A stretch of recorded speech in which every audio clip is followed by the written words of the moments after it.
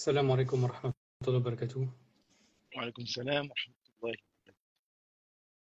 J'espère que tu vas bien, Yes. Alhamdulillah, ça se passe bien. Alhamdulillah, barakallahu fik. Alhamdulillah. Alors, on peut commencer, Bismillah, si c'est bon pour toi.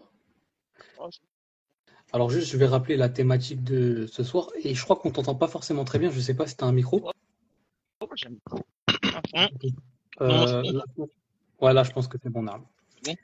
Ouais, Naam. Alors, le live de ce soir, il portera sur les origines du Maoulid. Donc, pour ceux qui ne savent pas, le Maoulid, c'est en gros l'anniversaire du prophète, alayhi salatu wa salam. Donc, on verra les origines de cette fête. Et on verra aussi son jugement, Inch'Allah. Donc, je te laisse faire ta petite introduction, Ilyes, et on posera les questions, Inch'Allah. Bismillah, walhamdulillah, wa salatu wa salamu ala rasulillah, wa ala alihi wa ashabihi wa amma ba'd. Donc, Inch'Allah, ce soir, on va parler d'un sujet qui est entre guillemets d'actualité, parce que c'est la période qui est malheureusement fêtée dans le monde musulman, qui est le Maulid. On va un petit peu parler de ce que c'est, ce qui est voulu par le Maulid, et on va aussi parler un petit peu de ses origines, etc., et de comment se comporter euh, durant le Maulid, le musulman, comment il doit se comporter. Donc, comme vous savez, je pense pour la grande majorité, c'est que le Maulid, c'est une innovation, c'est une bid'a, d'accord? C'est une bid'a. Tous les savants sont d'accord pour dire cela. Même ceux qui font le Maulid vont pas vous dire que le prophète sallam il faisait ça. Ils vont pas vous dire que Abu Bakr il faisait ça. Ils vont pas vous dire qu'Omar, ils vont pas vous dire que euh, les pieux prédécesseurs, euh, ceux que le prophète sallam nous a enjoint à suivre, faisaient cette adoration. Alors qu'ils pouvaient le faire. On parle pas de quelque chose qui était dans l'incapacité de le faire. C'est-à-dire qu'ils pouvaient faire un bien, mais ils l'ont pas fait bizarrement. Alors que c'est les gens qui étaient le plus motivés à faire le bien. Mais en tout cas, ils n'ont pas fait. Donc ils sont d'accord pour dire ça. Le débat, il va venir dans le fait de dire innovation, et ces gens-là, qui vont dire que faire le Mawlid, ils vont dire que c'est une bonne innovation. Et donc c'est ça. Ils vont dire oui, c'est une innovation, mais c'est bien. Et donc nous, euh, on a la croyance, parce que c'est le prophète sallallahu alayhi wa sallam qui nous a enseigné cela, qu'il n'y a aucun bien, c'est-à-dire c'est la division de bonne innovation, mauvaise innovation, elle n'existe pas. Toutes les innovations sont mal, car le prophète sallam nous a enseigné cela. D'accord? Toutes les innovations sont mal. Et il n'y a pas à regarder, oui, mais si la chose est bien, on dit que c'est une bonne innovation. Si la chose est mal, non. À partir du moment où on est d'accord pour dire que c'est une bid'a, une innovation, on dit que c'est haram. Donc, et il n'y a pas de débat là-dessus. D'accord? Et c'est ça le problème, et c'est ça, voilà, la difficulté euh, à faire à faire comprendre ça aux gens. Parce que malheureusement, Maolid, c'est quelque chose déjà qui touche les passions. C'est les passions. C'est-à-dire que là, on fait la fête, en fait. On fait la fête, on s'amuse. C'est quelque chose qui est pas difficile pour le nefs. Ils ont pas fait une bid'a dans le djihad, ils ont pas fait une bid'a dans, non, en fait, il faut faire la fête. Il faut faire des choses que le nefs aime bien. Donc, il y a les passions dedans, et en plus, c'est une bid'a. Donc, c'est difficile. C'est-à-dire que c'est une bid'a. Donc, la bid'a, vous savez très bien que c'est difficile à, euh, à mettre en garde contre cela, celui qui le fait, parce que celui qui le fait, il croit qu'il adore Allah. Il croit qu'il fait un bien. D'accord? Contrairement à celui qui fait la fornication, contrairement à celui qui tue, etc. Tous les êtres humains sont au courant que faire la fornication, que tuer, que frapper, que mentir, c'est haram. Et donc celui qui fait ça, le musulman qui fait ça, il sait qu'il est dans le péché. Mais celui qui fait des bid'as dans les invocations, des bid'as dans les doigts, il fait n'importe quel bid'a. Bah lui, il est en train de croire qu'il fait une adoration et il est en train de croire qu'Allah aime ce qu'il fait. Donc c'est très difficile pour lui de revenir de ça. Et quand on vient lui dire ne fais pas ça, bah il regarde son acte, il dit mais attends, je suis en train de lire le Coran. Attends, je suis en train de faire du dhikr. Attends, je suis en train de prier. D'accord?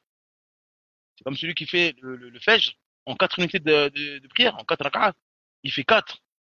On lui dit non, c'est pas 4, c'est 2. Fajr. Il dit mais attends, je fais plus de fois la Fatiha que toi. Toi, tu fais que deux fois la Fatiha pour le Fajr. Moi, je la fais 4 fois.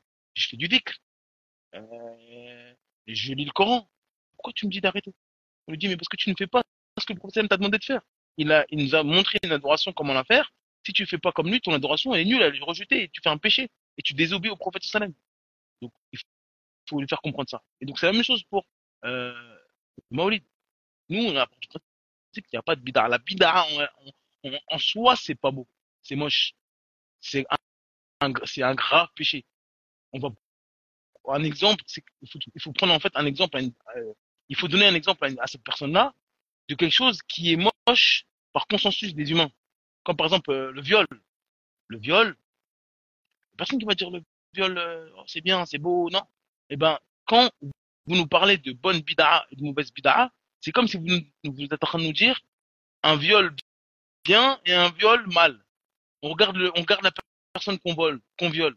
Si c'est une belle femme, ah, c'est bon, c'est un bon viol. Si c'est une femme moche, ah non, c'est un viol qui est pas bien. Non! Le viol, que ce soit une belle femme ou une femme moche, c'est haram. C'est interdit. Pourquoi vous nous dites une bid'a? On fait une bid'a là. Mais on va regarder si c'est bien. Si elle est bien, on dit c'est bien. Si elle est pas bien, on dit c'est pas bien. Subhanallah. La chose en elle-même est moche, comme le viol. On regarde pas la femme qu'on viole. Et en fonction de la femme, c'est bien. Non. C'est-à-dire que l'acte en lui-même est mauvais. Si tu me dis oui, c'est une bid'a, khalas. C'est comme si tu me dis oui, c'est un viol. Et donc, après, on n'a plus à argumenter avec toi. Oui, mais d'abord, je regarde si c'est quelque chose de bien. Et après, c'est tes passions. Tu dis oui, mais elle est belle quand même. Oui, mais quand même, je suis pas marié. Et après, tu ramènes des arguments qui sont nuls et qui justifient pas le fait de faire un tel acte. Parce qu'ils vont nous dire oui, mais on se remémore le prophète. Donc, toute l'année, t'as pas d'autres moments pour rappeler le prophète Mohammed sallam. Des gens qui font même pas ça là. Ils font pas l'Aïd, ils font rien. Et ils viennent nous faire le Maulid. Subhanallah. Donc, dans toutes les opportunités que Allah Azzawajal t'a donné, légiférer, tu vas nous faire quelque chose tu vas faire un péché en plus. D'accord? Donc, non.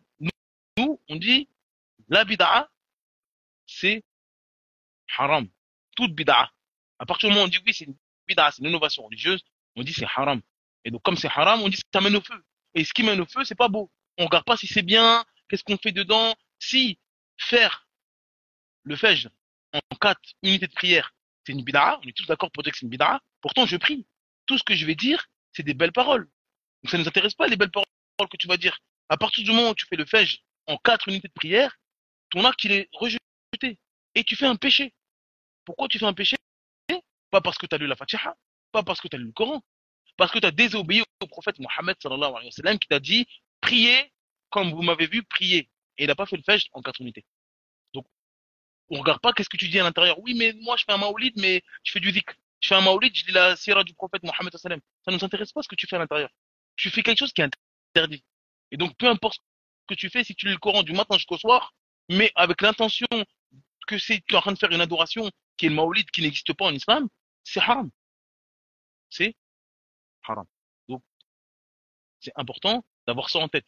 Et pour ceux qui veulent plus de détails, etc., par rapport aux ambiguïtés que les gens ramènent vis-à-vis du maoulid, on vous invite à aller sur la chaîne YouTube Islami et on a fait plusieurs vidéos et on a répondu à plusieurs ambiguïtés concernant cela, la chaîne Islami, et on a fait une série qui est réponse aux ambiguïtés autour du maoulid. Donc, je vous invite à visionner euh, c'est cette série de vidéos, ou alors directement sur le dictionnaire du musulman, on a fait une vidéo également sur le Maolid. Donc, Inch'Allah, on va répondre aux questions. Inch'Allah. Naam Ilyes.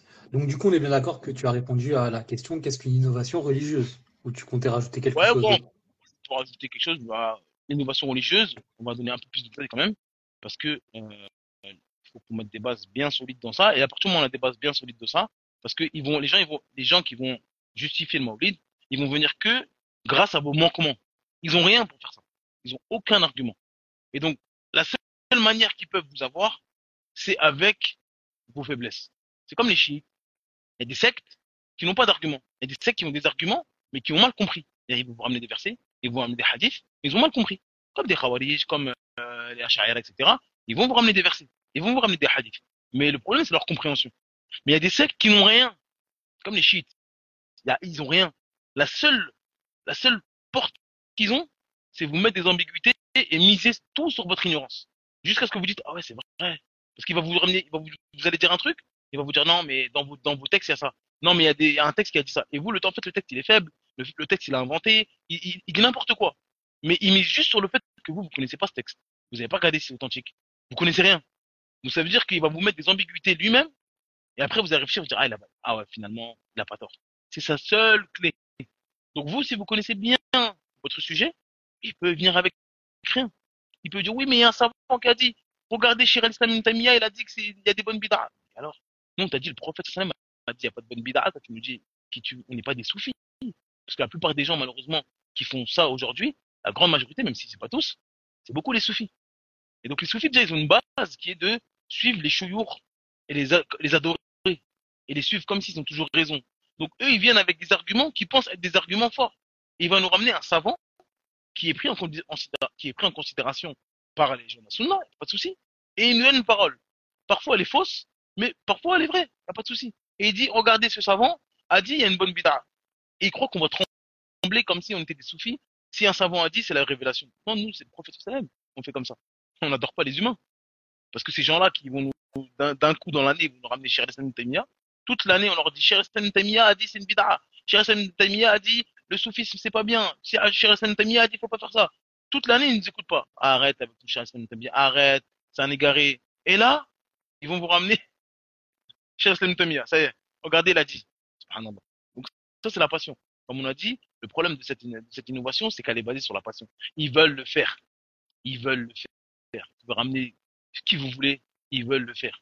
Donc c'est la passion, ils aiment ça. Ils font des gâteaux, ils mangent, ils chantent, ils dansent. Ils aiment ça. C'est pas une bid'a qui est fait sur l'effort. On vous a pas dit de faire un djihad, d'aller prendre des armes. Non. Il y en a, ils font la bid'a du djihad. Ils font une djihad qui est pas légiférée. C'est une bid'a.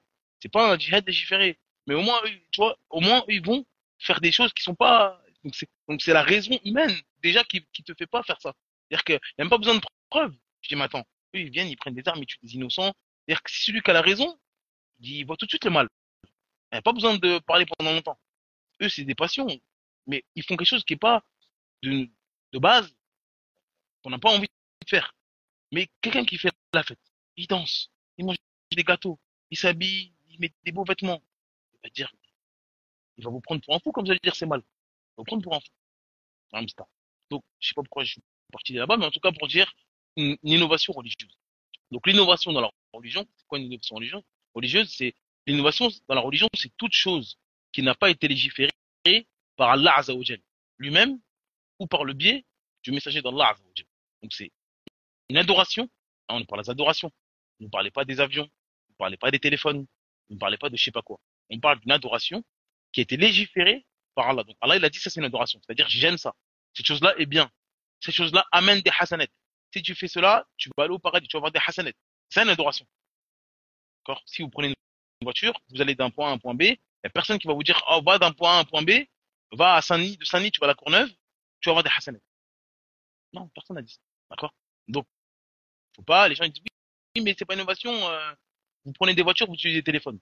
Non, celui-là, c'est pas ce que c'est une bid'a. Là, on parle vraiment de, d'une adoration qui a été légiférée par Allah Azza wa Jalla directement dans le Coran ou par le biais de son messager dans la Sunna, sallallahu alayhi wa sallam. Donc, une bid'a, c'est une chose qui n'a pas été ordonnée. C'est une adoration qui n'a pas été ordonnée de manière formelle ou informelle. Et donc, cette chose-là, elle est ni mustahab, c'est pas préférable de le faire, ni obligatoire, c'est haram de le faire. C'est haram. Donc, c'est une chose qui a été inventée et qui n'a pas d'origine dans la législation. Donc, ça, c'est ça la bid'a.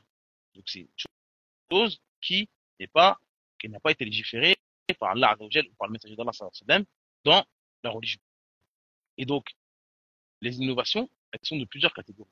Il y a les innovations qui sont pures et il y a les innovations qui sont ajoutées. L'innovation pure, c'est une innovation qui n'a aucune origine dans la législation. C'est-à-dire que vous allez lire le Coran du début à sa fin, ou et la Sunna du début à sa fin, et vous allez regarder les consensus des salafs, des compagnons, et vous allez voir l'analogie religieuse authentique, et ben, vous allez jamais trouver cet acte-là. Il a été purement inventé, purement introduit dans la religion. Et c'est le cas du Maulid. Le Maulid, c'est une invention pure. Vous allez jamais voir de l'époque du prophète sallam jusqu'à 300 ans après le prophète sallam, un savant, un gouverneur, quelqu'un de la masse, un épicier, un cordonnier, personne, dire, tiens, si on prenait ce mois-là et on allait célébrer l'anniversaire du prophète sallam, la naissance du prophète sallam, il y a personne. Il y a personne. Donc ça, c'est purement inventé. Et c'est pas connu déjà de fêter la naissance de quelqu'un ou la mort de quelqu'un en islam. Et c'est pas connu. Il y a personne. Le prophète il a pas dit, on va fêter la mort d'un tel, on va fêter, non. Quand quelqu'un meurt, on fait une janaza. Quand quelqu'un est né, on a la sunna de la naissance. on nous a expliqué, notre religion, elle est expliquée de A à Z. On sait ce qu'il faut faire quand quelqu'un naît, on sait ce qu'il faut faire quand quelqu'un meurt. Et à aucun moment, on nous a expliqué, quand quelqu'un il meurt, on prend la date de naissance, et tous les ans, on va commencer à fêter. Personne. Il n'y a pas de texte. Donc ça, c'est purement ajouté. Purement une invention qui n'a pas de base, qui n'a pas de fondement. Et la deuxième innovation, c'est l'innovation ajoutée. C'est-à-dire que c'est une innovation qui est basée sur quelque chose de la législation, un acte qui est prouvé que c'est un acte en islam, mais son application, elle est innovée. D'accord? Il y a une caractéristique qui a été innovée dans ça. Et donc les caractéristiques, elles peuvent être elles sont de plusieurs catégories. Donc, par exemple, la première, c'est le temps. Donc, il y a des adorations qui existent en islam. Mais la personne, elle va faire cette adoration avec un temps innové. Donc, si l'islam a déterminé un temps pour une adoration, c'est pas permis de sortir de ce temps-là. Parce que ça, c'est une règle importante. Ce que l'islam a spécifié, c'est pas permis de l'élargir. Donc, c'est spécifique. On vous dit, cet acte-là, tu peux le faire de tel moment à tel moment.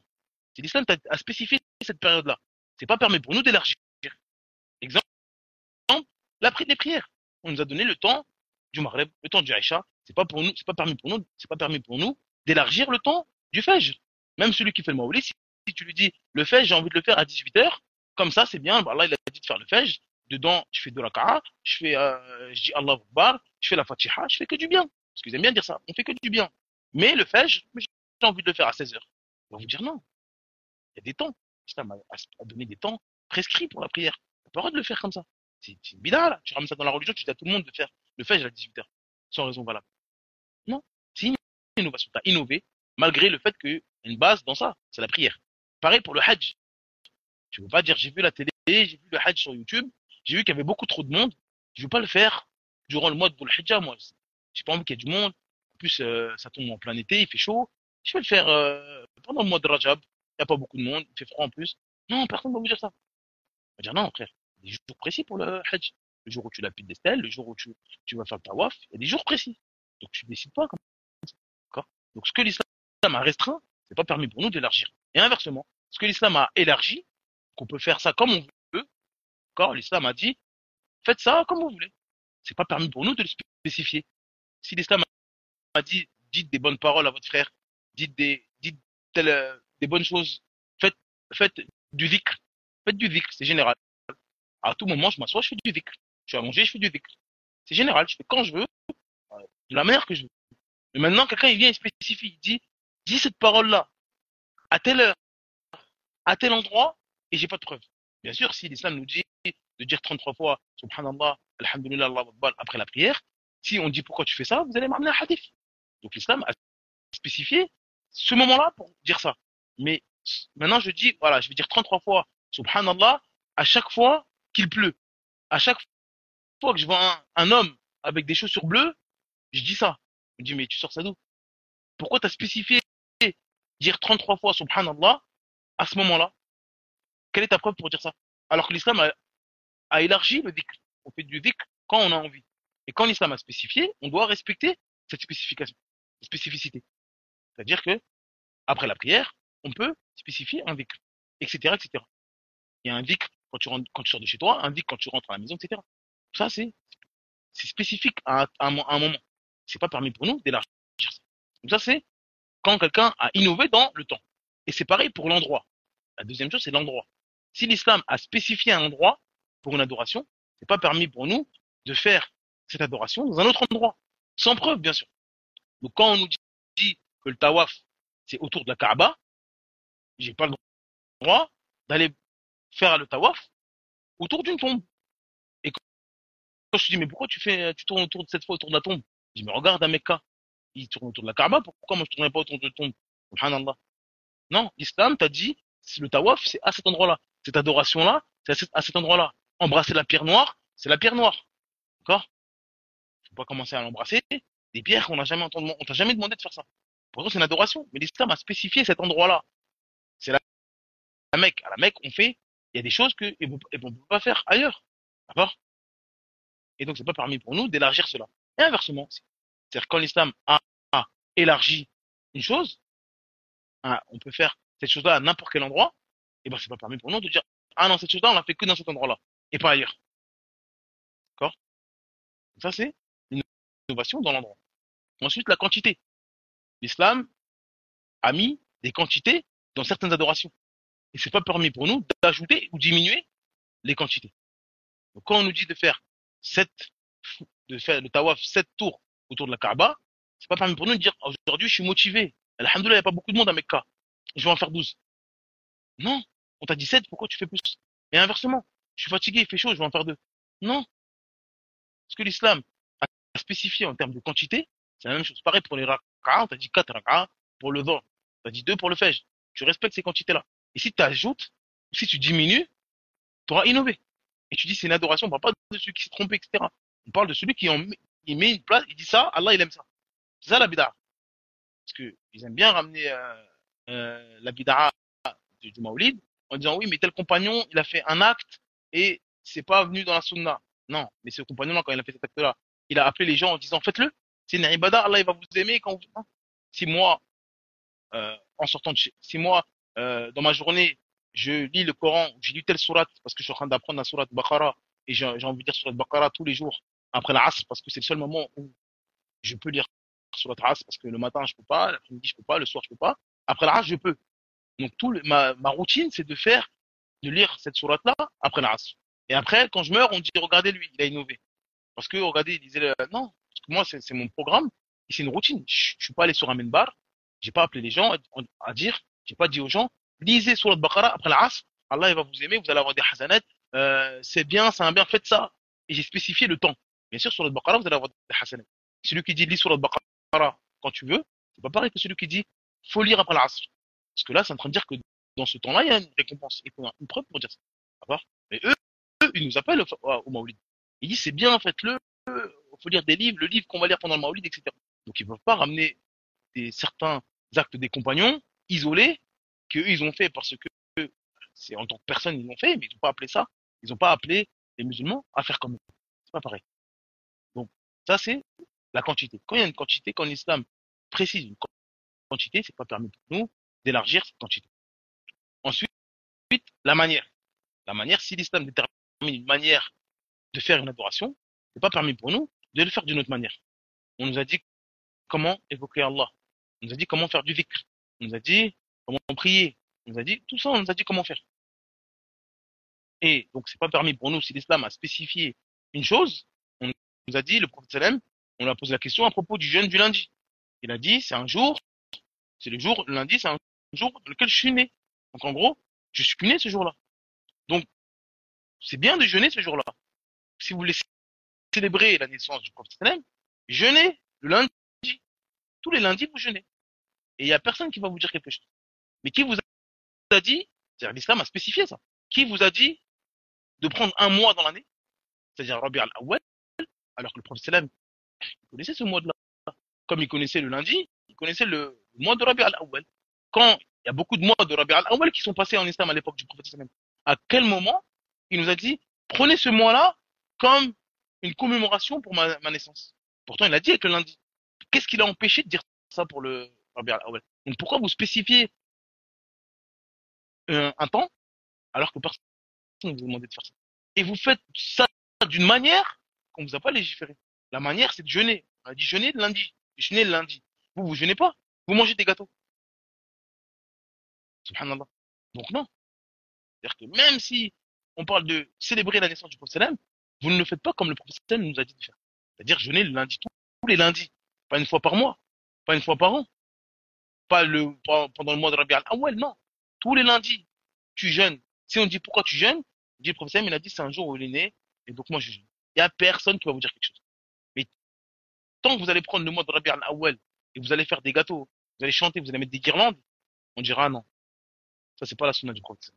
Donc voilà. Ça c'est la bid'a, et il faut bien la maîtriser parce que les gens ils vont venir avec ça. Ils vont vous dire mais il y a quoi de mal à faire le fajr en 4 rakats, je fais dire, Allah il va me châtier pour lire le Coran. Si quelqu'un est bien, il fait le fajr en 4 rak'ah, vous lui dites arrête de faire ça. Le professeur m'a dit qu'il faut faire le fajr en 2 rak'ah. Il va vous dire mais Allah il va me châtier alors que je lis le Coran. Allah il va me châtier alors que je lis le Coran. Il dit voilà, Allah il va pas te châtier parce que tu lis le Coran. Allah il va te châtier parce que tu désobéis au prophète Mohammed sallallahu alayhi wa sallam. C'est pour ça que tu vas te châtier. Et donc, si tu me dis oui mais durant le Maulid, on fait du dhikr. On lit la vie du prophète sallam. Allah il va me châtier pour avoir lu la biographie du prophète sallam. Wallah, il va pas te châtier pour avoir lu la biographie du prophète. Par contre, Allah il va te châtier pour avoir ajouté dans sa religion. Ah oui, ça, c'est grave. Voilà. Naam Ilyes. Barakallahu fik, d'avoir répondu à la première question. Alors, concernant maintenant la deuxième question, on va rentrer un peu plus dans le vif du sujet. Et du coup, si tu peux nous expliquer pardon, qu'est-ce que le Maoulid al-Nabawi? D'accord. Donc, Maoulid, là, on va définir ce que ça veut dire Maoulid en arabe. Parce que, on va être précis. Parce qu'encore une fois, comme je vous ai dit, les gens qui font ça, leur seule possibilité de vous avoir, c'est miser sur votre ignorance. Et de dire des mots où ils vont s'arrêter sur vos mots parce que vous avez pas été précis. Vous n'avez pas été précis dans vos mots, dans vos paroles. Et ils vont s'arrêter sur ça. Et ils vont montrer que vous avez dit quelque chose de pas correct. Et il va élucider le fait qu'en fait, il est en train de faire une bid'a. Et donc, il va vous montrer vos erreurs. Il va pas montrer, il va pas se justifier pour faire sa bid'a. Non, il n'a pas d'argument. Donc, il va dire quoi? Ah, t'as dit ça? C'est pas correct. Regarde, ça manque. Et après, vous êtes bloqué. Donc, c'est pour ça qu'on va pas dire Maoulid égale anniversaire. Parce que qu'est-ce qu'il va dire? Même si on a tout à fait compris ce que ça veut dire. Ils veulent jouer, en fait. Ils veulent la passion. Quand vous dites anniversaire, moi, quand quelqu'un me dit anniversaire, j'ai compris ce que vous allez me dire. C'est le fait de célébrer la naissance, etc. Mais vous me dire quoi? Non, anniversaire, en langue française, ça veut dire faire un gâteau, une bougie, souffler. Et nous, on fait pas ça. Donc, c'est pas là, non. C'est pas, ça rentre pas dans ça. Et après, c'est bon, vous êtes bloqué. Vous dites, ah oui, c'est vrai. Ah, c'est vrai que c'est pas anniversaire. Comment je réponds? Donc, il faut répondre dans la langue arabe. Ça veut dire quoi, Maoulid? D'accord? Donc, Maoulid, ça vient des trois lettres. Waouh, lem, del, qui forment le verbe walada, qui signifie engendrer, donner naissance. D'accord? Le fait de donner naissance à un bébé. Donc, Maoulid, dans la langue arabe, ça signifie le lieu de naissance ou la date de naissance, en fonction du contexte. D'accord? En fonction du contexte. Donc, si on dit Mecca, Maoulid al-Nabi, donc la Mecque, c'est le Maoulid du Nabi, du prophète sallam, ça veut dire la Mecque, c'est le lieu de naissance. Donc, là, Maoulid ici, ça veut dire le lieu de naissance. Parce que Mecca, c'est un endroit. C'est pas une date. C'est pas une période. Donc, l'indice ici qui nous montre que Maoulid, ça veut dire lieu de naissance, c'est que Mecca, c'est une ville. Donc, Mecca, c'est le Maoulid du Nabi. C'est-à-dire que Mecca, c'est l'endroit où le prophète sallam est né. Mais si je dis Amul Fil, Maoulid du Nabi, donc l'année de l'éléphant, c'est une année célèbre chez les Arabes. C'est l'année où, sur la fil, c'est l'année où il y a un homme, qui venait du Yémen, mais qui est d'origine d'Éthiopie, Abraha, il a voulu détruire la Kaaba. Il a voulu détruire la Kaaba et une fois quand il est rentré à la Mecque, Allah il l'a empêché, etc. Vous connaissez sur le film. Et Allah il l'a empêché, il a envoyé des oiseaux qui ont détruit son armée, etc. Et donc ça, les Arabes ils ont appelé l'année des éléphants. Le prophète il est né durant cette année-là. Donc on dit, Amul Fil, c'est une période, c'est un moment. Donc Amul Fil, on dit Amul Fil Maoulid ou Nabi. Donc l'année de l'éléphant, c'est le Maoulid du Nabi, du prophète sallam. Donc ça veut dire que là, on a des indices qui montrent que Am, c'est une année. Donc ça veut dire que c'est la période de la naissance. Et c'est pas un lieu. Amul Fil, c'est pas un lieu. Donc là, on a des indices qui nous montrent que Maoulid ici, ça veut dire l'année de la naissance. Donc Maoulid, ça veut dire ça en arabe. Soit le lieu de naissance, soit la période de la naissance. Donc, si par exemple quelqu'un habite, je sais pas, à Paris, on va dire Paris, Maoulidi. Paris, c'est l'endroit où je suis né, c'est le lieu où je suis né. Mais s'il dit, par exemple, 1990 ou 1995 ou 2007 ou 2005, Maoulidi, là, il veut dire que cette année-là, c'est son date de naissance. C'est ça qui est voulu par Maoulid. Donc, et dans la terminologie islamique, ce qui est voulu par le Maoulid, c'est l'innovation religieuse qui consiste à célébrer, d'accord, la naissance du prophète Mohammed sallallahu alayhi wa sallam durant le mois de Rabi al-Awwal. Faut bien être précis pour pas se faire avoir. On dit c'est une innovation. Tout le monde est d'accord pour dire c'est une innovation, comme on a dit. C'est juste le débat entre est-ce qu'il y a des bonnes innovations en islam ou pas. Mais si on rentre ça dans les bonnes innovations, c'est que c'est une innovation. Donc ils sont d'accord pour dire que c'est une innovation. Donc le Maoulid, ce qui est voulu quand les savants disent Maoulid, Maoulid, c'est l'innovation religieuse qui consiste à célébrer l'anniversaire, ou on va dire plutôt, pas dire anniversaire parce qu'on dirait le gâteau, je sais pas quoi, à célébrer la naissance du prophète Mohammed sallallahu alayhi wa sallam durant le mois de Rabi al-Awwal. C'est important durant le mois de Rabi al-Awwal. Si vous dites le 12, ils vont dire non, nous on fait le 13. Si vous dites le 14, ah non, on fait le 12. Ils vont vous avoir. Parce qu'ils jouent sur votre ignorance. Donc si vous dites le 12, même si on sait tous que c'est le 12, lui-même il sait.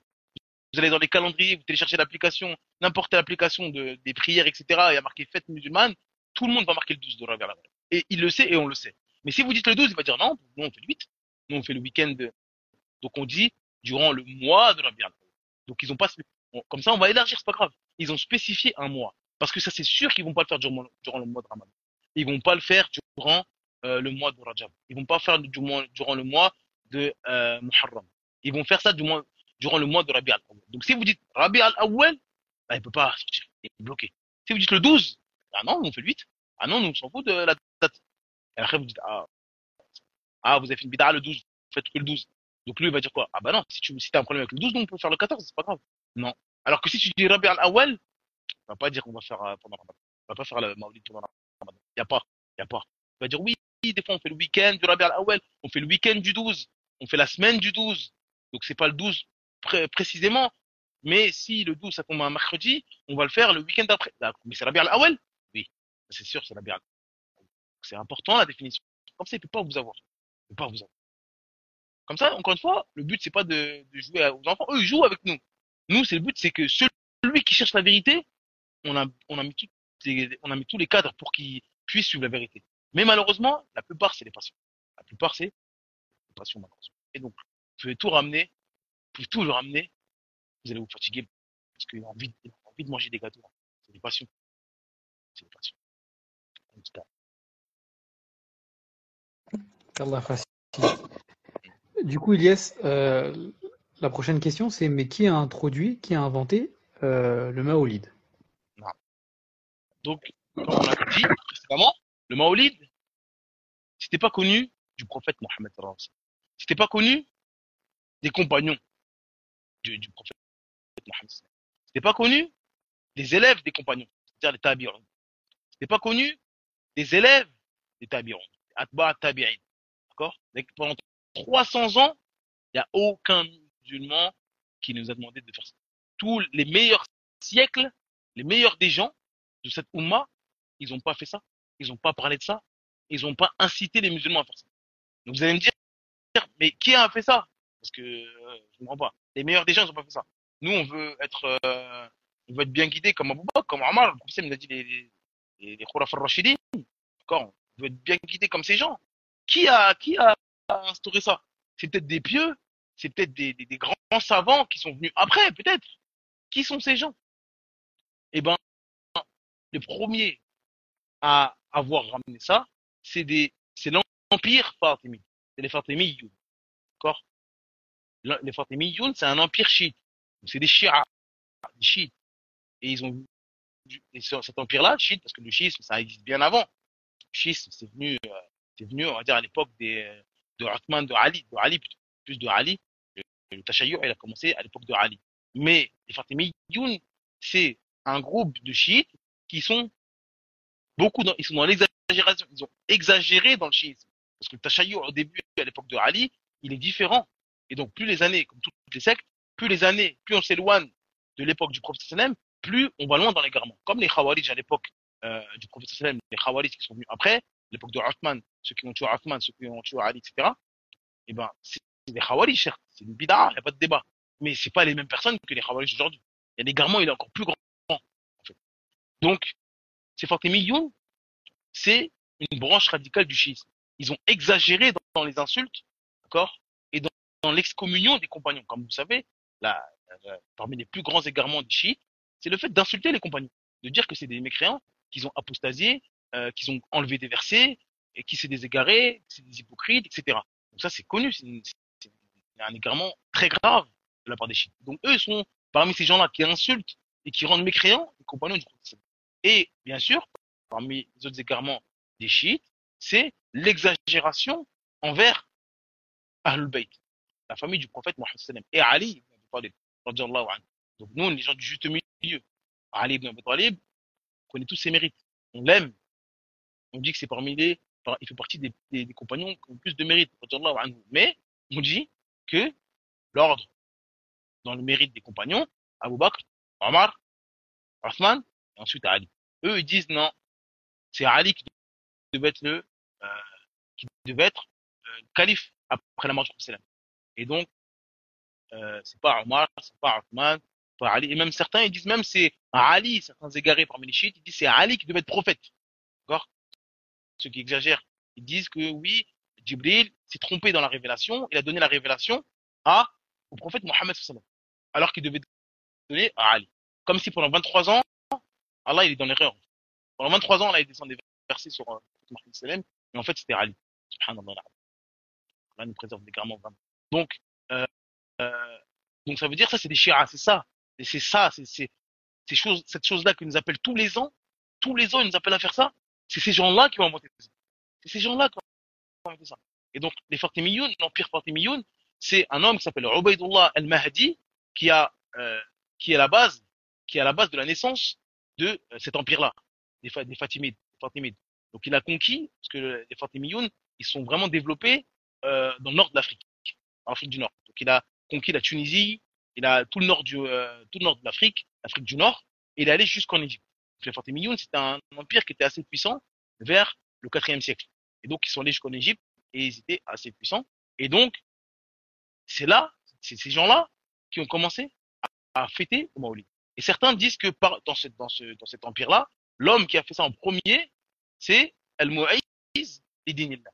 C'est Al-Mu'ayz Lidinillah, ça s'appelle comme ça. Et donc lui, il faisait partie de l'empire fatimide et c'est lui qui a commencé à faire ça. Mais les Fatimiyoun, ils étaient connus pour faire plein de fêtes. Et c'est eux qui ont instauré les bid'ah de beaucoup de fêtes dans le monde musulman, malheureusement. Parmi ces fêtes-là, les bid'ah de fêter la nouvelle année musulmane, Muharram. Car comme les kuffars, ils font la nouvelle année du 31, genre, du 31 décembre, et ben, ces chiites-là, ils ont mis le premier de Muharram, qui est l'année du Hijr, début de l'année du Hijr.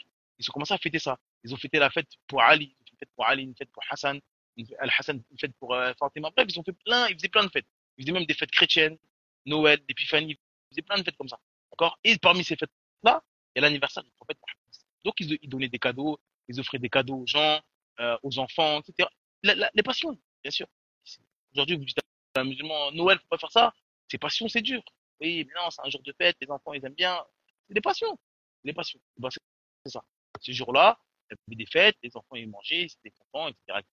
Tout ça, c'est, c'est ces gens-là qui ont inventé cette tradition. Et aujourd'hui, elle fait partie de l'islam et, et c'est un grand dégât. On va prendre des ibadas, des choses qui sont soi-disant bien, que les compagnons n'ont pas connues, et on va prendre maintenant notre religion, notre bien, notre dîne, subhanallah, les gens qui insultent Ali, qui insultent Abu Bakr, Omar, Othman, Aïcha, radiyallahu anhu. Allah musta'an.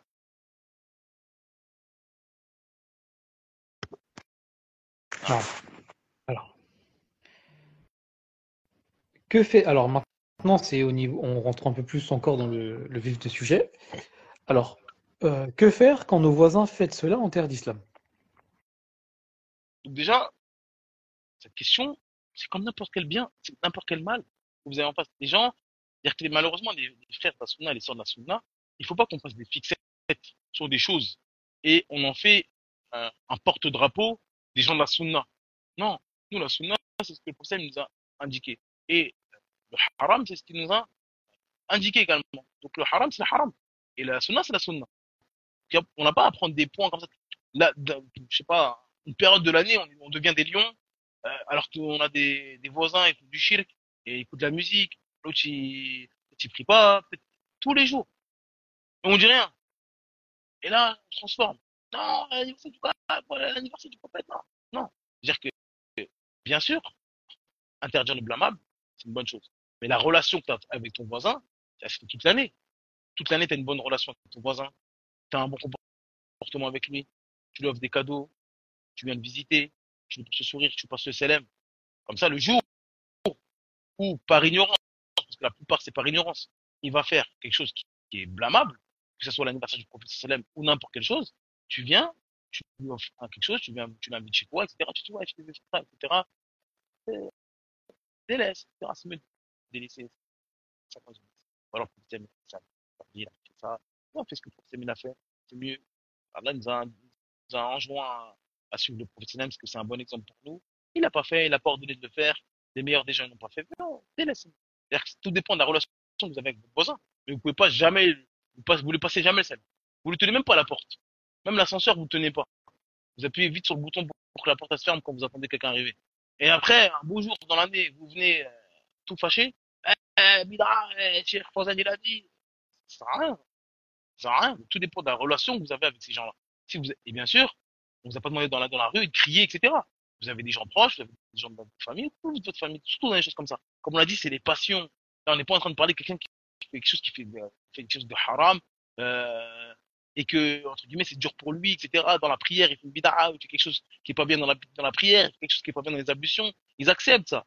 Ouais, Akhi, je vais faire ça dans les ablutions. Non, c'est pas bien. Si vous avez un bon comportement, etc., ils vont accepter. Mais là, c'est les passions. La plupart, c'est les passions. Et en plus, dans le monde musulman, beaucoup de gens qui s'apparentent au ilm. Donc, ils ont leur imam, ils ont leur imam Tijani, ils ont leur imam à la télé. Il leur dit non, il a une image, il a un amour pour ce shir, qui dit oui, non, oui, faut faire ça, faites-le, il n'y a pas de souci, écoutez pas ceux qui vous disent qu'il faut pas faire. Et vous venez, vous, jamais, dans l'année, jamais vous parlez. Vous venez avec des gros sabots, vous dites, ah, c'est bid'a, fais pas ça. Comment vous vous écoutez? Et c'est bien de faire la da'wah. Mais ça se ferait pas, la da'wah. C'est des relations. On veut le bien pour nos frères. Tu vois, on veut pas les écraser, les sentir supérieurs, et on leur parle jamais. D'accord? Et on vient un beau jour, non, non. Musulmans, les gens de la sunna, une miséricorde, dans toute chose. Et donc, pareil dans le rappel. L'objectif de la nasiha, on fait tout pour qu'ils reviennent au haq. Donc, parmi les choses qui nous permettent de revenir au haq, c'est avoir une bonne relation avec lui, avoir un bon comportement, et comme ça, Inch'Allah, le jour où vous faites nasiha, c'est beaucoup plus facile à accepter. Celui qui essaie ça dans la nasiha, il est comme ça. Maintenant, si vous n'avez pas cette relation, les gens que vous ne connaissez pas, etc., et vous savez qu'il y aura un plus grand mal si vous parlez, aidez-vous. Aidez-vous. Ben voilà. طيب. Yes. Alors, comment doit-on expliquer cette bid'a à nos enfants qui voient le maoulid à l'école et iront réfuter la maîtresse selon ce que nous leur avons appris? Ah, je pense que les personnes ne parlent pas. Je pense pas là, parce que je pense pas qu'ils font en ligne l'école de la République. Mais On t'entend un petit peu mal. ouais, je disais, je pense que là, c'est des gens qui parlent des pays musulmans. Je pense pas qu'ils parlent de l'école de la République. Je pense pas que c'est le Maolid qui font. Euh, ils font autre chose, mais pas le Maolid. Euh, donc, euh, euh, donc ça veut dire, là, la personne, je pense qu'elle parle d'un pays musulman.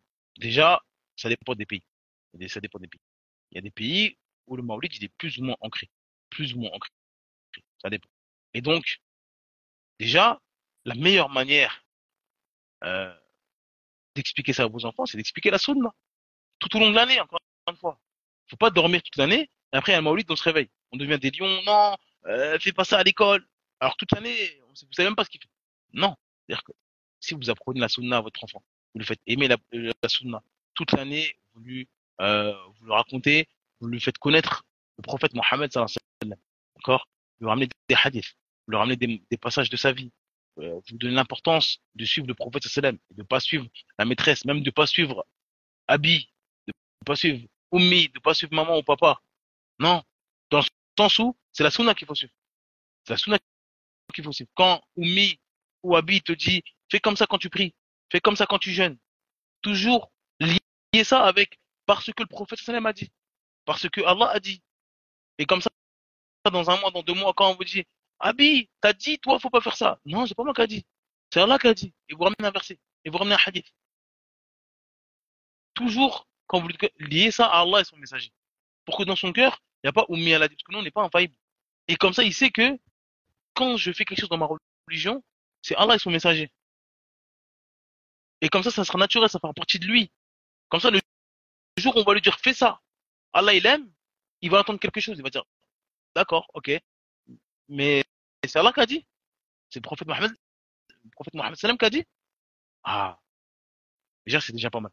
S'il sait que quand on te dit, fais ça dans la religion, parce que Allah il a dit, parce que le prophète il a dit, et que c'est un réflexe chez lui, même n'importe quel geste qu'il apprend dans la prière, dites-lui pas, mets tes mains comme ça, dis ça, en sujud tu fais ça. Et tout ce qu'il a appris de la prière, c'est Abi qui m'a dit fais ça, ou c'est Oumi qui m'a dit fais ça, fais ça, fais ça, fais ça, dis pas ça. Donc non, dis pas ça. Le prophète il a dit, celui qui fait ça, il est maudit. Dis pas ça, le prophète il a dit, celui qui fait ça, il va au Jannah. Dis ça parce que Allah il a dit, dites ça. Ou le prophète il a dit, dis ça. Toujours lié au Qala Allah, Qala Rasul. Et là, vous allez lui faire aimer les textes. Vous allez lui faire aimer la religion. Et il va savoir que la religion, c'est basé sur quelque chose. C'est pas Abi. Parce qu'après, si vous lui apprenez que c'est la personne qui a l'autorité, quand elle dit quelque chose, ça fait partie de l'islam, et ben, le jour où la maîtresse, elle va dire, c'est le Maolid demain, ou pas de souci, parce que malheureusement, dans les pays musulmans, il y a des choses, vous pouvez pas l'éviter, même vous êtes à Médine, à Mecca, il y a des choses, malheureusement, on est dans une époque où ça va être compliqué d'éviter. D'accord? Si vous voulez pas des choses pour vos enfants, vous leur appliquez la sunna, etc., comme les photos, comme les vidéos, comme les anniversaires. Il y a des choses que, malheureusement, la musique, vous pouvez trouver des écoles spécialisées où on va mettre de musique, mais ils vont prendre des photos, ils vont filmer, etc. Et si vous dites non, mais moi je vois la photo, etc., ça va être compliqué. Donc d'où l'importance nous-mêmes d'apprendre notre religion. Apprenez votre religion et enseignez à vos enfants. Enseignez à vos enfants. Ne les mettez pas à la merci. Ne dites pas je suis dans un pays musulman, j'ai plus rien à faire. Non, ça marchait avec nos parents qui nous ont mis à l'école de la République et voilà, on avait des devoirs, etc., etc. Mais là c'est digne, c'est la religion d'Allah. Et aujourd'hui on est dans une époque où si vous ne le faites pas vous-même, les gens ils vont le faire à votre place, mais ils vont vous mettre des choses dans la tête de vos enfants et vous allez peut-être pas d'accord. Donc, enseignez à vos enfants la religion, l'amour de la sunna. Et après, une fois que vous lui expliquez, vous lui dites, voilà, on n'a pas demandé de votre enfant que ça devient un lion. Non, la maîtresse, c'est bid'a. Non, vous lui expliquez, vous lui dites, voilà, dans les pays musulmans, etc., il y a des gens, malheureusement, ils se connaissent pas, etc., et ils font des choses, en fait, il faut pas faire. Tous les jours, il va voir. Ils voient des choses. On est dans les pays musulmans, si on est musulmans, on voit les gens. Ils se posent des questions, les enfants. Pourquoi lui il fume? Pourquoi elle n'a pas de voile? Pourquoi lui il fait ça? Pourtant, c'est dans les pays musulmans. Donc, ils sont au courant, je pense qu'ils vivent pas dans une bulle où ils pensent que tout est rose, etc. Il faut leur expliquer avec preuve, avec sagesse, en disant, voilà, tu sais très bien, je t'ai expliqué plusieurs fois que les musulmans, parfois, c'est des musulmans, ils disent la ilaha illallah, c'est mes frères, on les aime, mais parfois, par passion ou par ignorance, malheureusement, ils font des choses qui sont pas bien. Et parmi ces choses qui sont pas bien, c'est le Maolid. Donc toi, nous on fait pas, mais Inch'Allah, il faut pas aller dans la rue, les insulter, frapper, etc. C'est des musulmans, c'est nos frères. Ils connaissent pas. Celui qui connaît pas, il faut lui enseigner, il faut lui apprendre. Et c'est lui qui, malgré ça, même si on lui explique, il continue à faire. Nous on fait pas. Et lui, il va être jugé devant Allah. Donc voilà. Il y a pas de, c'est comme n'importe quelle chose blâmable qu'on voit dans les pays musulmans. On n'est pas dupes. D'accord? C'est pas de Maoulid. C'est pas comme si on était dans des pays où tout est parfait. Alors, ma belle avec la sunna, sauf le Maoulid. Je pense pas que le Maoulid, c'est la pire chose qu'on voit tous les jours, malheureusement, dans les pays musulmans. Bien sûr, il y a des degrés en fonction de où vous êtes. Mais, vous allez quand même voir des choses. Même si vous pouvez tomber sur la sunna, vous pouvez tomber sur des savants, etc. Mais de manière générale, quand vous sortez dans la rue, c'est rare de pas voir des choses qui sont contraires à notre religion. Par exemple, c'est quand même facile, quand même facile les musulmans. Mais il faut se comporter comme n'importe quelle chose. Quand vous êtes votre enfant il est face à quelque chose d'interdit, même si là c'est différent parce que tout le monde vous montre ça comme un bien, d'accord? Alors que je pense pas que dans les pays musulmans, les gens qui, si vous mettez vos enfants dans les écoles musulmanes, bien sûr, ils vont pas dire oui, il faut mentir, oui, il faut voler. Donc c'est un peu différent, ça c'est vrai. Parce que là c'est la bid'a, encore une fois, c'est ça qui est la problématique de la bid'a, c'est que les gens ils voient ça comme un bien, d'accord? Mais il faut à chaque fois expliquer à vos enfants que la bid'a, c'est moche, c'est pas beau, c'est grave. Même si d'apparence, on vous montre, oui, mais je fais des ibadah, oui, mais je fais la prière, je fais le fait, j'ai un kataraka, certes, mais je lis le Coran. Non. À partir du moment où tu fais une bid'a, tu es en train d'insulter Allah et son messager. Allah, il te dit, l'islam est parachevé, l'islam est complet. Toi, quand tu fais une innovation, tu dis, Ya Allah, tu te trompes. L'islam n'est pas parachevé. Nous avons trouvé quelque chose de bien 200 ans après la mort du prophète. 200 ans après que tu dises que aujourd'hui, c'est-à-dire ce jour-là, quand le verset est descendu sur le prophète, il t'a dit aujourd'hui c'est parachevé. Toi tu dis non, non, c'est pas aujourd'hui. C'est aujourd'hui, moi, 200 ans après. Parce que j'ai trouvé quelque chose de bien qui emmène au paradis. Ça, tu insultes Allah. Et tu incites son messager. En disant, oh, messager d'Allah, tu n'as pas bien donné le message. Tu nous as pas donné un bien. On avait la sunna, mais dans la sunna, on n'a pas trouvé ce bien-là. Moi, j'ai trouvé. Il a fallu trouver des chiites qui nous ont trouvé un bien, qui est fêté l'anniversaire du prophète sallam. Tous ces gens-là, avant eux, ils ne connaissaient pas ce bien. Mais aujourd'hui, on l'a trouvé. Et on va le faire tous les ans. Subhanallah. C'est une insulte. Le mal, il est dedans. Dans l'insulte. Dans Allah et son message. Dans le mystère. Non. Alors, euh, maintenant, la prochaine question, c'est est-ce qu'on peut accepter les cadeaux de nos voisins en cet événement? C'est pareil. Tout le monde dit que c'est pas permis. C'est comme les cadeaux de Noël, c'est comme les cadeaux de la Saint-Valentin, c'est comme les cadeaux de n'importe quelle fête qui n'a rien à voir avec l'islam. D'accord? Donc, encore une fois, tout dépend de la relation que vous avez avec les gens. Tout dépend de ce qui va en découdre, qui va découler de l'acte que vous allez faire. Si vous avez l'autorité, si vous êtes fort face à la personne qui vous a donné ça, c'est votre fils. Vous dites, ça va pas, c'est haram, ça fait pas partie de l'islam. Et il n'y a pas de mal. Si voilà, c'est votre patron, vous êtes en France, c'est pas un patron musulman, mais il peut se vexer, il peut vous dénoncer, vous êtes radical, vous allez avoir des problèmes, vous prenez le cadeau et vous l'utilisez pas, vous le jetez, vous faites n'importe quoi. Vous le prenez devant lui et vous le prenez pas, vous n'utilisez pas ce cadeau. Tout dépend de la situation, de la personne qui est en face de vous. Mais la base, c'est que vous ne prenez pas. C'est pas permis pour vous. Maintenant, si vous devez prendre pour X raisons, parce que vous ne pouvez pas vous permettre de refuser, parce que ça va engendrer un plus grand mal. Si vous dites non, je ne veux pas de ton cadeau, ça va engendrer un plus grand mal, vous prenez, chokran. Et après, le cadeau, vous l'utilisez pas. Vous l'utilisez pas. D'accord? Donc, tout dépend de la situation. Faut être sage. On ne vous a pas demandé de causer un plus grand mal. Déjà, c'est un mal déjà qui fait ça. C'est un mal qui vous donne un cadeau pour ça, comme si ça faisait partie de la religion. Tout ça, c'est des mots. Donc vous, si vous commencez à réagir d'une manière énervée, ou vous dites non, je veux pas ton cadeau, astaghfirullah, je vais jeter à la poubelle, vous lui dites des paroles, et après, ça peut engendrer un plus grand mal, ne le faites pas. Prenez le cadeau, après vous en faites ce que vous voulez, vous jetez, vous détruisez, vous faites ce que vous voulez, vous n'utilisez pas. D'accord? Tout dépend, faut être sage, faut être intelligent, et voilà. Mais tout dépend de la situation dans laquelle vous êtes. Voilà. Taïb. Alors, comment ne pas paraître orgueilleux, nous, étrangers parfois convertis, donc vus comme des Français, par le fait de donner des leçons aux locaux qui fêtent le Maoulid? Mais déjà, qui vous a demandé de donner des leçons? C'est ça. C'est-à-dire que les frères et les sœurs, des fois, ils ont des comportements, Wallah, al-musta'an. C'est-à-dire que quand vous faites da'wah, il y a un objectif. Que les gens reviennent. Que les gens acceptent. Il y a des manières de le faire. Il y a des manières de se comporter. C'est pas pour accepter que c'est pas tout le monde qui va prendre votre parole. D'accord? Peut-être votre voisin proche qui vous connaît, qui vous êtes connu pour étudier, vous êtes un étudiant en sciences, qui vous respecte, vous êtes là depuis plusieurs années, etc. Ben lui, il sait que votre parole, voilà, à chaque fois, tous les ans, tout le temps, vous parlez avec science, vous parlez avec des hadiths, etc. Ben, vous savez que quand vous allez parler, il va vous respecter, etc. Vous pouvez lui faire un nasiha. Maintenant, vous venez à la mosquée, on vous a jamais vu, vous savez pas qui vous êtes, et vous êtes ignorant. C'est-à-dire, quand vous arrivez, vous allez dire bid'a. On a dit, ils ont des réponses, hein. D'accord? Ils ont des réponses pour vous, pour annihiler vos arguments. Ils n'ont pas des réponses pour dire c'est une sunna. C'est bien, Allah il a dit c'est bien. Ils n'ont pas ça.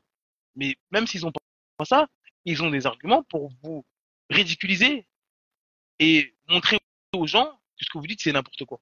Vous dites c'est une bid'a. Oui, mais un tel a dit c'est une sunna. Qui t'a dit que c'est une bid'a? Vous allez dire Cheikh Fawzan a dit, Cheikh, oui, mais Ibn Hajar.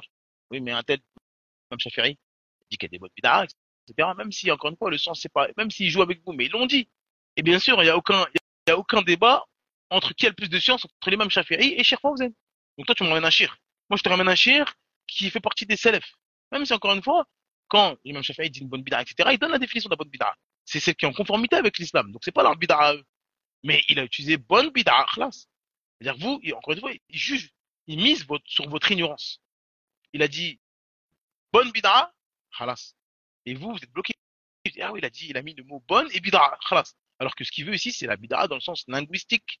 C'est-à-dire que il dit que c'est en conformité avec l'islam. Ça veut dire que si moi, dans ma ville, aujourd'hui, il n'y a personne qui lit le Coran, et que, alhamdoulilah, j'ai appris le Coran, et que je commence à instaurer des cours de Coran, les gens commencent à apprendre le Coran, et ils maîtrisent le Coran, etc., alors que dans ma ville, ça se faisait pas, c'est ça que ça rentre. C'est-à-dire que Moi, c'est pas moi qui ai inventé l'apprentissage du Coran. C'est pas moi qui ai inventé le tajwid. C'est pas moi qui ai inventé lire le Coran sur le Baqara, sur le Tan'im maintenant. Mais dans ma ville là, ça ne se faisait pas avant. Et ça, je suis le premier à avoir mis ça. Et donc, dans la langue arabe, on appelle ça une bid'a. C'est quelque chose qui n'a pas de précédent. Et donc, c'est une bid'a dans la langue arabe. Et c'est bien ce que j'ai fait parce que c'est en conformité avec les textes. C'est là ça qui est voulu. Mais, si il vous explique pas, parce que bien sûr, il va pas vous expliquer ça. Il va pas vous dire ça. Il va vous dire, il a dit bonne, il a dit bid'a. Khalas. Et vous, vous restez bloqué. Ah ouais, l'imam Shafi'i. Ah ouais, je peux pas insulter l'imam Shafi'i, je peux rien faire, je suis bloqué. Ah ouais, ah, il m'a eu. Et alors, khalas. Et vous inquiétez pas que ça, c'est celui de la mosquée, le ami de la mosquée posé, qui va vous dire ça. Parce que tous les ans, leur chouyour viennent avec ces choses-là. Donc il a du bagage. Il sait quoi répondre. Et donc si vous n'êtes pas prêt, vous, bah, c'est normal qu'ils vont, c'est normal. Ils vont dire, mais regardez, moi, ces gens qui se prennent pour je sais pas qui. Ils ont 2 semaines d'islam, ils ont 3 mois d'islam. Eux, ils faisaient le nouvel an, ils faisaient la fête du nouvel an, ils faisaient Noël, il y a quelques années. Et il vient nous dire de pas faire le maulid. Subhanallah. C'est comme ça qu'ils vous voient. Donc, faut pas tomber dans, c'est comme ça qu'ils nous voient. C'est-à-dire on est, même si vous avez la plus grande science du monde, à partir du moment où vous êtes quelqu'un de France, et qu'on voit tout de suite que vous êtes quelqu'un de France. Et eux, même si eux, ils n'ont pas de science, mais ils savent ce que c'est un savant. C'est-à-dire que même si vous êtes en Arabie, vous êtes en Égypte, vous êtes au Maroc, et en face de vous, c'est un ignorant, un papy ignorant. Il est ignorant pour de vrai. Mais lui, ça fait 50 ans, il est à la mosquée. Et il a vu des gens passer de science. C'est-à-dire que il peut pas vous considérer.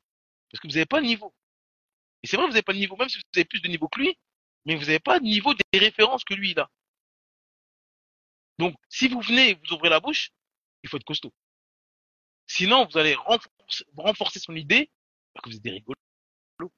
Et après, c'est dur à faire revenir ces gens-là.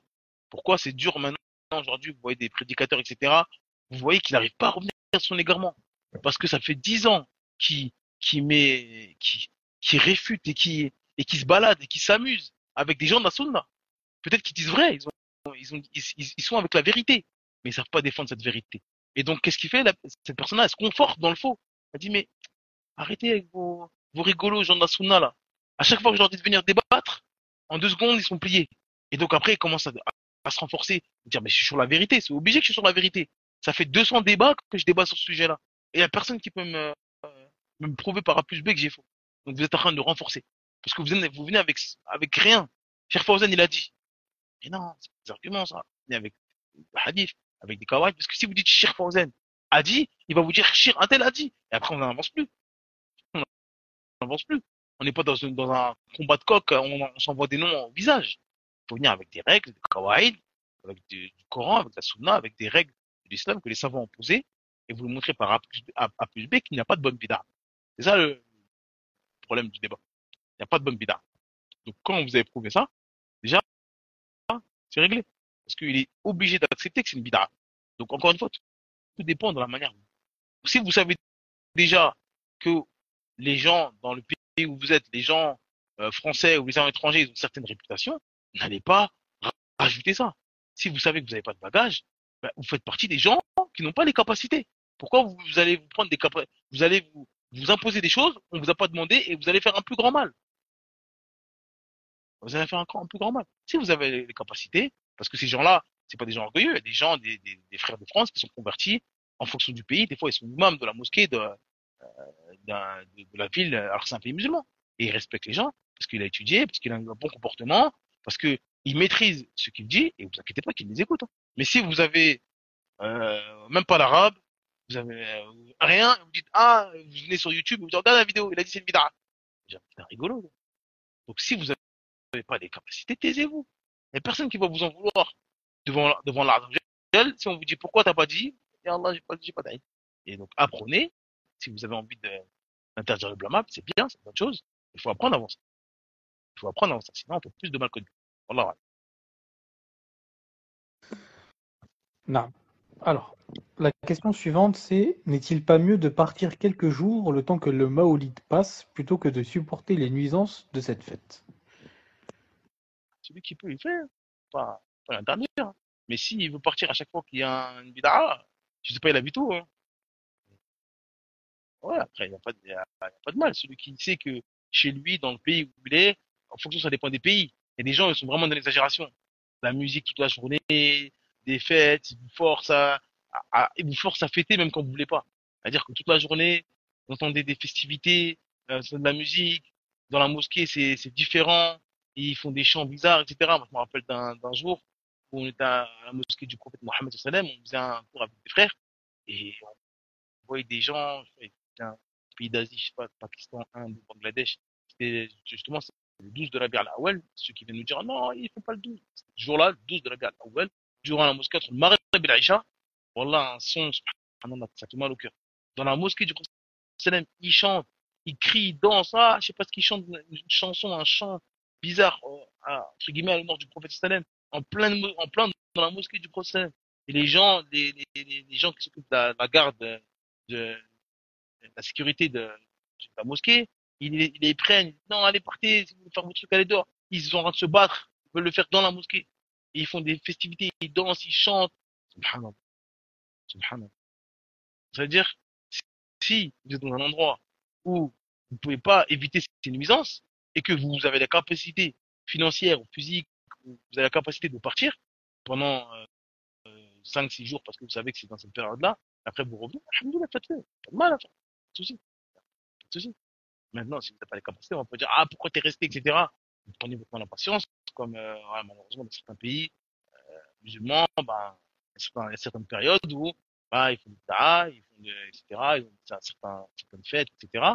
Euh, et tu vas faire, je sais pas dans quel pays, la fête nationale, et tu vas faire, je sais pas quelle fête, certains ils vont faire, en fonction du quartier, par Noël, parce qu'il y a des chrétiens dans les pays musulmans où vous êtes. Enfin, chaque pays est différent. Donc celui qui peut esquiver ça, alhamdoulilah, celui qui peut pas, craigne, craigne. Non. Alors,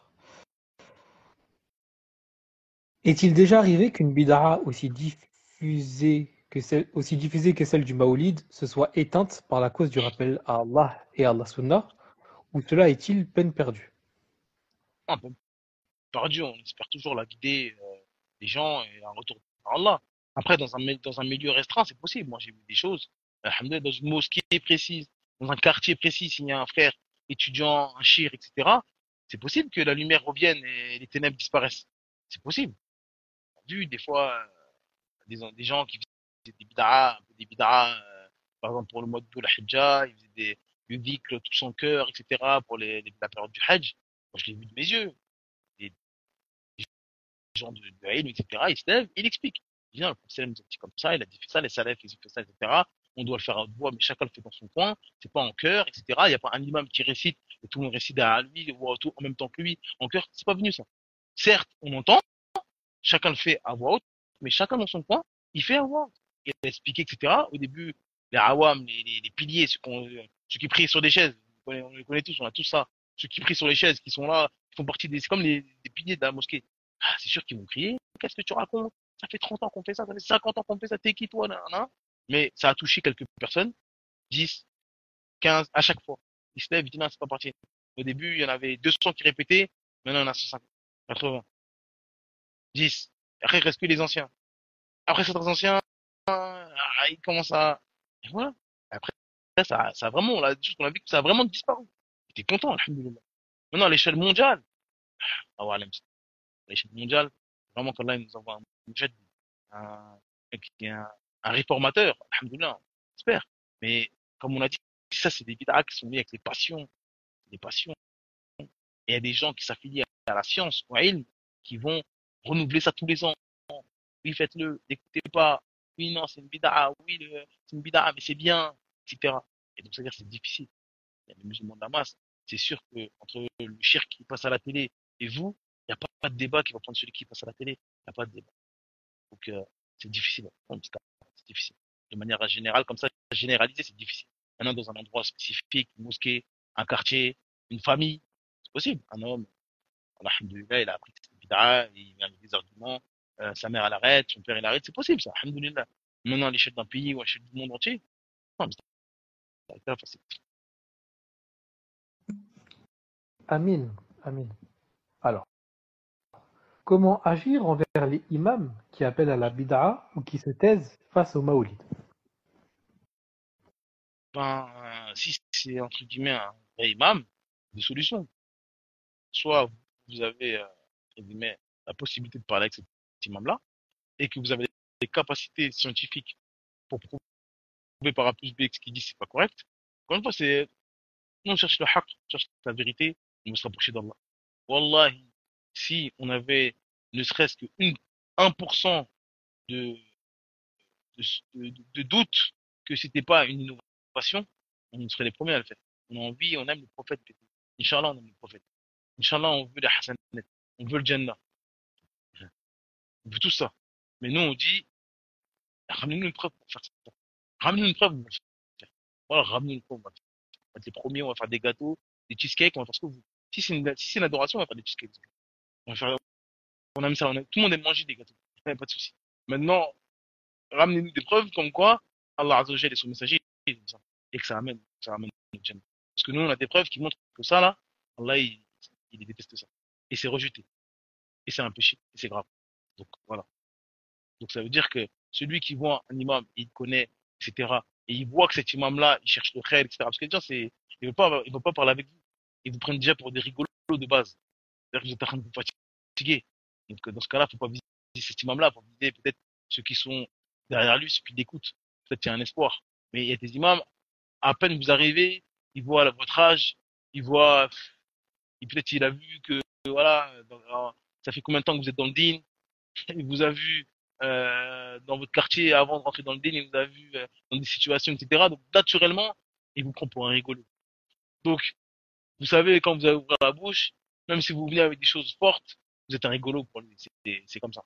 Donc, il y a plusieurs manières, il y a plusieurs façons. Si c'est un imam qui cherche la vérité, qui a un bon comportement, et vous ramenez des arguments, qui vous écoute, s'il accepte, alhamdoulilah, s'il n'accepte pas, encore une fois, s'il voit vraiment qu'il y a des bonnes bid'ah, il a des arguments, il est convaincu qu'il y a des bonnes bid'ah. C'est son avis.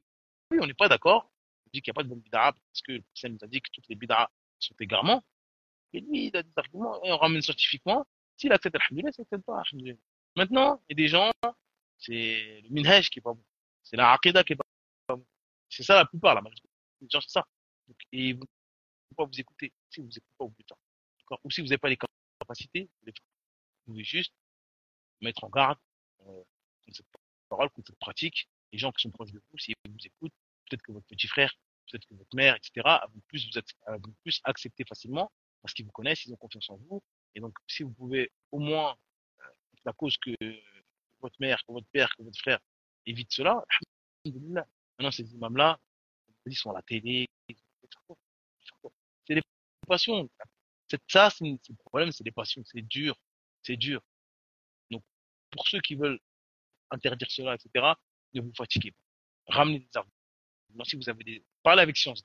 Et une fois que vous parlez avec science, dites le haqq, ramenez des arguments, détruisez les arguments des autres, venez avec la sunna et partez. Dites la vérité et partez. Celui qui veut la vérité, celui qui accepte le haqq, Inch'Allah, Allah il va faire en sorte il entend votre parole, il entend vos arguments et il revient. Mais la plupart, ils veulent des passions. Ils bouchent les oreilles, laissez-moi. On n'a pas besoin d'Alil pour aimer le prophète. Pour lui, laissez-moi.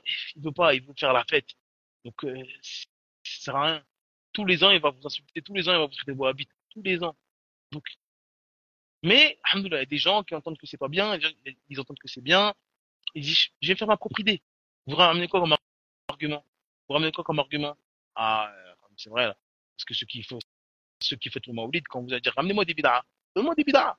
Parce que tu dis, d'accord, le maoulid, c'est une bonne bid'ah. Ramène-moi les mauvaises bid'ah. Il a dit, il y a des bonnes bid'ah et des mauvaises bid'ah. Cite-moi des mauvaises bid'ah. Et vous allez voir, quand il va vous citer les mauvaises bid'ah, la cause pour laquelle il dit c'est une mauvaise bid'ah, vous allez l'avoir présente dans ces bonnes bid'ah. Mais, encore une fois, il faut avoir des arguments et il faut maîtriser son sujet. Maîtriser ce que c'est la bid'a, maîtriser ce que c'est la sunna, etc. Et quand vous allez dire, cite-moi des mauvaises bid'a, il va vous donner et vous allez dire, pourquoi c'est mauvaise bid'a?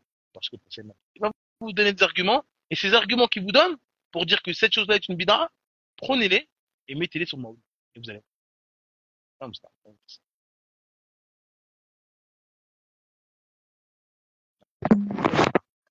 Akhi, c'était la dernière question. Hein. Jazakallahu khair. Alors, si tu veux, on peut voir s'il y a des questions des personnes qui ont participé au live. Alors, concernant les familles qui se réunissent pour un repas ce jour-là sans faire la fête. En gros, quel est le jugement? Non, ça c'est faux. On a déjà dit pour les fêtes de Noël, on a déjà dit, il faut savoir ce que c'est un Eid. Les choses, quand vous parlez du Maoulid avec quelqu'un, vous devez savoir ce que c'est une sunna. Vous devez savoir ce que c'est une bid'a et vous devez savoir ce que c'est une fête en islam. Si vous ne maîtrisez pas ces trois sujets, ça sert à rien. Ils vont manger comme comme un gâteau. Comme ils aiment bien manger les gâteaux douces. D'accord? Ils vont vous manger. Une fête en islam, c'est le fait de prendre un jour ou une date comme, entre guillemets, rendez-vous. Donc, tous les ans, la personne se rend dans cet endroit-là. Ou tous les ans, cette personne-là prend une date. Que ce soit un jour, que ce soit une semaine ou un mois, comme nous on fait avec le ramadan. Le ramadan, dans le, dans le jargon islamique, dans la langue arabe, c'est une fête. Tous les ans, on prend ce mois-là et on fait quelque chose de spécifique. D'accord? On dit pas que c'est une fête dans le sens législatif, c'est-à-dire le Eid, etc. Non, mais on l'a pris comme dans la langue arabe, comme un Eid. Tous les ans, on y revient. D'accord? Et comme le Eid al-Adha, l'Eid al-Fitr, c'est une fête tous les ans à la même date. D'accord? Tous les ans à la même date, on fait cette fête-là. On fait des choses spécifiques. Donc, à partir du moment où tous les ans, ta famille s'assoit et mange le repas, ils fêtent. Ils sont en train de fêter ça. Ils sont en train de fêter ça. D'accord? Ils le fêtent, que tu le veuilles ou non. Et le prophète, il a interdit de faire ça. Les Médinois, quand le prophète, il a fait la hijra, il est arrivé à Médine, il a vu des Ansar, des Médinois, prendre 2 jours de fête. C'est-à-dire que ce jour-là, ils s'amusaient avec les enfants, ils faisaient des choses mondaines. Mais c'était 2 jours précis. Le prophète, il a dit, c'est quoi ça? Il a dit, non, c'est 2 jours qu'on faisait avant l'islam, où on s'amusait, les enfants ont joué, etc. Le prophète, il a dit, délaissez ça. Allah, il vous a donné une chose meilleure. Il vous a donné l'Aïd al-Fitr, Eid al-Adha. D'accord? Donc, tous ceux qui viennent dire non mais c'est pas des fêtes. Non, le prophète il a dit oui mais on fait pas de takbir. Ils aiment bien dire ça. On fait pas de takbir. On fait pas comme le Eid, le Fitr. Et alors, dans ce hadith-là, les Ansar, les Médinois, ils faisaient pas comme Eid le Fitr. Ils faisaient pas de takbir. Et le matin, ils égorgeaient pas comme le Eid, etc. Non, ils s'amusaient. Mais le fait de prendre ces jours-là en disant tel jour, on va s'amuser, on va spécifier pour la détente. Elle dit non, arrêtez. On a 2 jours déjà. C'est la même chose. Non, mais nous, on fait pas comme le Eid, l'anniversaire du prophète. Tu prends ces jours-là, tu prends le 12 de Rabi al-Awwal ou tu prends le mois de Rabi al-Awwal, oui ou non? Oui. Parce que le repas qu'ils font, sa famille, ils ne le font pas pendant un autre mois d'année. Ils spécifient ce mois-là et cette période-là. Donc, à partir du moment où ils spécifient ça, ils fêtent. Parce qu'encore une fois, c'est une bid'a. Il y a personne même qui vont fêter ça, qui vont faire le Maulid, il y a personne qui vont dire, d'accord, c'est un bien, parce que vraiment toute chose bien, toute adoration, Allah il a codifié, il a légiféré. Quand je viens, je dis le Fajr, c'est un bien, je te dis voilà, le Fajr, c'est une prière qui commence à tel moment, qui finit à tel moment. Il faut lever ses mains, il faut faire ça, il faut rester la Fatiha. Toute adoration, vous pouvez me faire ça. Le Ramadan, le jeûne, la zakat, toute adoration, vous pouvez me donner, voilà, il faut dire ça, il faut faire ça, le prophète il a dit, soi-disant, cette adoration-là qu'Allah aime, ils peuvent pas nous le faire. Et quand vous tapez sur Google, Maulid, vous allez voir tout et n'importe quoi. Tout et n'importe quoi. Parce que ça n'a pas de fondement. Donc l'autre, il va chanter, l'autre, il va danser, l'autre, il va lire le Coran, l'autre, ils vont faire des dhikr, les soufis, ils vont dire Allah, Allah, Allah. Chacun fait à sa sauce. Et donc parmi mais tous y fêtent. Parce qu'ils ont pris spécifiquement cette période-là. Donc juste le fait de faire un repas à cette période-là, ils ont fêté le Maulid. C'est pas permis pour nous d'assister à ça. Voilà. Barakallahu fik, akhi. Du coup, la question suivante d'une personne, c'est, par exemple, je fais tous les vendredis un repas avec ma famille. Est-ce que celle-ci est une innovation? Mais pourquoi faire un repas avec sa famille? C'est ça? Quand tu dis, Sans... non, quand tu fais le Maulid, est-ce que tu lui dis, tu gagnes des hasanats ou pas? Ou tu prends des péchés? Il dit non, je prends des hasanats. Allah, il aime ça. Et le fait de prendre cette période-là et de dire, je fais cette période-là, je prends des hasanats. Pourquoi je prends des hasanats? Parce que je fais cette fête-là. C'est le fait de faire quelque chose de spécifique à cette date-là. C'est la date qui est importante. La date, elle est importante. Ils ont spécifié Il va pas te dire parce que j'ai le Coran. Je dis oui, mais tu lis le Coran toute l'année. Non, parce que je le fais à cette date. Donc la date, c'est une ibada. Comme nous, on dit le Ramadan, quand on dit les 10 derniers jours du Ramadan, on a comme la croyance que c'est pas comme 10 jours, 10 nuits différentes. Il y a la nuit Laylatul Qadr dedans. Donc on a une croyance que cette date-là ou ces jours-là sont importants. Pareil pour les 10 premiers jours de Dhul Hijjah. Pareil pour le Jumu'ah. Quand on fait Dua pour le Jumu'ah, on a la croyance qu'il y a un moment dans cette journée-là où voilà, il exauce les doigts. Donc on a des moments spécifiques qu'on fait, on croit que c'est mieux que d'habitude. Parce que cette période, ce moment-là, il est bien. D'accord? Et donc, eux, c'est la même chose. Vous voyez les 10 derniers jours du Ramadan, vous voyez les 10 premiers jours de Dhul Hijjah, vous voyez le mois de Muharram par rapport aux jeunes, etc. Tout ce qu'on nous, les périodes spécifiques que ça nous a spécifié, eux, ils vont nous ramener ça, la même chose, avec Rabi al-Awwal. Et dire dedans, à ce mois-là, là, c'est la naissance du prophète. Et donc, faire des œuvres à cette période-là, c'est bien. Et donc, quand ils mangent tous les vendredis, ils disent quoi? Ils disent, ah voilà, le vendredi, la tante, elle travaille pas, l'oncle, il travaille pas, personne travaille le vendredi soir, le lendemain, on a samedi, on travaille pas. Vas-y, viens, on fait le vendredi, parce que comme ça, on peut se voir, machin là, on mange. D'accord? Mais si demain, tout le monde travaille le samedi, et qu'ils travaillent pas le mercredi, par exemple, ils auront un problème de dire, ah bon, ouais, on fait le mardi, alors. C'est pas le jour qui les intéresse. Ce jour-là, ils l'ont trouvé parce que tout le monde est présent. Mais ils disent pas, non, non, non, faut le faire vendredi. C'est exactement comme l'établir. Exactement comme l'établir. Établir, on leur dit, non, quand vous sortez 7 jours, ou 10 jours, ou 20 jours, je sais pas, vous faites quoi. D'accord? Eux, c'est le chiffre qui les intéresse. C'est la manière dont ils font la da'wah, il faut faire la da'wah comme eux ils veulent. Parce qu'ils disent, oui, mais la da'wah, on fait la da'wah, mais c'est comme les universités. Nous, c'est juste un programme. C'est pas un programme. Parce que si je te dis, demain, on change le programme, tu vas dire non, parce que le programme en lui-même, pour toi, c'est une adoration. Comme la prière, si je te dis, on change la prière, on met plus les mains comme ça, on fait plus ça, tu vas dire non. Les gestes que je fais dans ma prière, c'est l'adoration. Je dois faire ça. Allah, il aime que je fasse ça. Bah, lui, c'est la même chose pour son programme. Alors qu'à l'université de Médine, tous les 6 mois, les programmes, ils changent. Toute personne qui est à l'université de Médine, ah non, on fait comme ça. Ah non, finalement, on commence à 8 heures. Ah, on finit à 18 heures. Tous les jours, ça change. Et il y a personne qui va dire non, non, non. Nous, on veut les cours de Coran à 8 heures. On veut les cours de tafsir à 9h45. Faut pas que ça change. Personne ne va dire ça. Donc, on utilise ce programme-là pour se donner tous, pour s'organiser et apprendre notre religion. Eux, c'est le programme en lui-même qui est une adoration.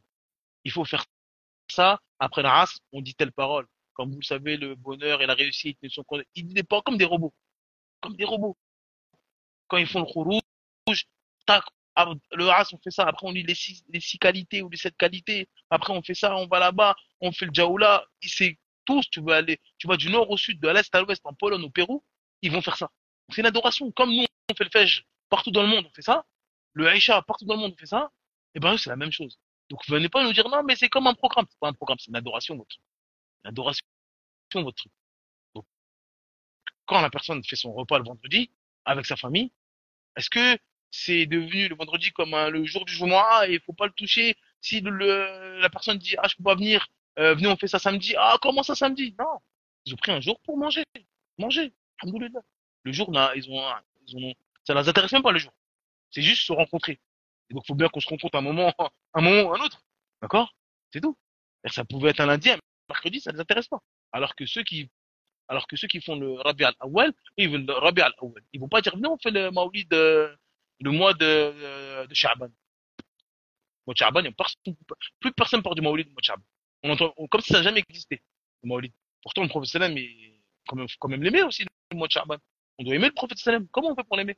Parce que là, c'est d'un coup, on s'est réveillé, tout le monde doit aimer le prophète sallam, le Rabi al-Awwal. Donc, non, ça se voit que spécifie la date. Pour eux, c'est une adoration. Comme nous, pour nous, on spécifie le ramadan. On n'est pas pareil pendant le ramadan. Il y a des hadiths, le prophète sallam, les 10 derniers jours, pendant le ramadan, il faisait telle chose, il était motivé, et les derniers jours encore plus. Donc ça montre que cette période-là, c'est pas pareil. Bah, eux, c'est la même chose, mais avec le Rabi al-Awwal. Et ils ont aucune preuve pour faire ça. Nous, on a des preuves pour le ramadan. Ils n'ont pas de preuve pour Rabi al-Awwal. Donc c'est une bid'a. Barakallahu fik, Ilyes. C'était la dernière question, Akhi. Alhamdulillah. Barakallahu fik, pour ce petit moment et de nous avoir expliqué les origines du Maoulid. Donc je te laisse conclure, bismillah, et on se dit à la prochaine, Inch'Allah. Espérons que ça a été profitable. Et encore une fois, on a les gens, s'ils veulent plus d'argumentation, etc., concernant le Maolid, on a fait une bonne petite série, on a répondu à beaucoup d'ambiguïtés concernant le Maolid, pour ceux que ça intéresse, pour ceux qui veulent, etc., le sujet. On invite à aller sur la chaîne YouTube, Islamiste, nouvelle chaîne. C'est pas le dictionnaire du musulman, le dictionnaire du musulman, il y a aussi une vidéo, mais la chaîne, c'est la chaîne Islamique. Je vous invite d'abord à vous abonner, et à suivre des vidéos. Il y aura beaucoup d'autres vidéos, il y aura beaucoup de sujets, des thèmes variés, Inch'Allah, des thèmes d'actualité qui concernent les musulmans, etc. Inch'Allah, ça va être différent du dictionnaire du musulman. Donc, cette année, on va essayer de, de mettre du contenu. Donc, on vous invite à vous abonner, voilà, en espérant que في توصل ان شاء الله. السلام عليكم ورحمه الله وبركاته. سبحانك اللهم عليكم وبحمدك اشهد ان لا اله الا انت استغفرك واتوب اليك. السلام عليكم. السلام ورحمة الله وبركاته.